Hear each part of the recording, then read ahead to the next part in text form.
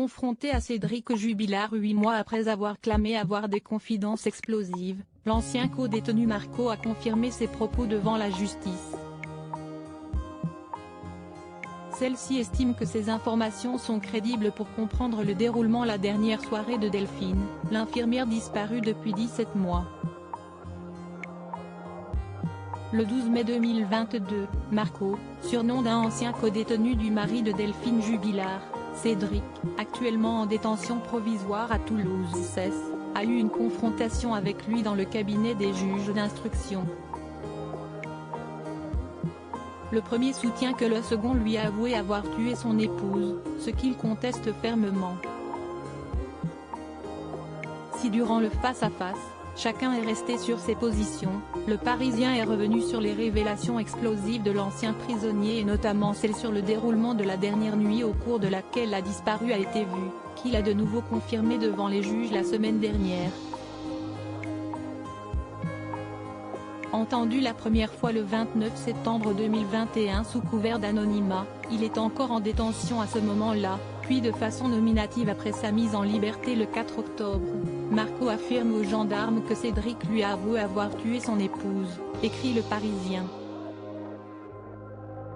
Selon le Corse, il lui aurait dit « J'ai pété un plomb, je me suis débarrassé d'elle ».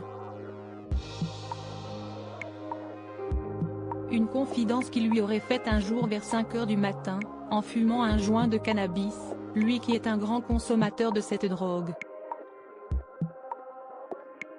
Toujours d'après Marco, Cédric Jubilard aurait réalisé qu'il serait allé trop loin dans sa conversation et aurait donc ajouté « Ces abrutis, les enquêteurs, ils ont rien contre moi. De toute façon je suis innocent ». Selon les explications recueillies et répétées par Marco, le dernier soir où Delphine Jubilard a été vue vivante, Cédric serait allé la rejoindre pour récupérer son chargeur de téléphone mais aurait alors pété un câble en voyant son épouse plonger dans son téléphone. Il aurait d'abord vu un message de l'amant de sa femme avec qui elle textotait, relate le co-détenu. Il a pris son téléphone des mains et a vu les messages, si est ça qui l'a fait briller. Depuis des mois, le couple Jubilard battait de l'aile et son épouse avait rencontré un autre homme avec qui il y a eu un véritable coup de foudre. Les amants espéraient s'installer ensemble après les fêtes de fin d'année. Libéré quelque temps après car il avait purgé sa peine, et non par faveur comme la justice a dû le préciser, Marco a proposé son aide aux autorités une fois sorti. Des investigations ont alors eu lieu selon les confidences qu'il aurait recueillies, notamment aux alentours d'une ferme qui a brûlé, mais en vain. Pour la nouvelle, et désormais ex-compagne de Cédric Jubilard, Séverine, qui a été approchée par Marco pour en savoir plus, ces révélations ressemblent plus à une énième provocation de la part du controversé peintre plaquiste de 34 ans.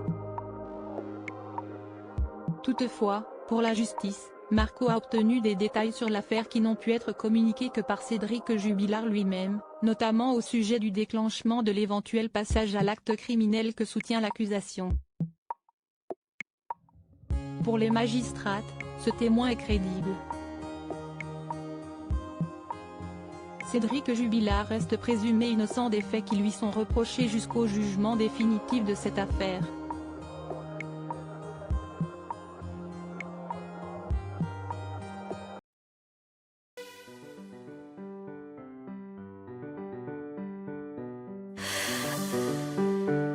나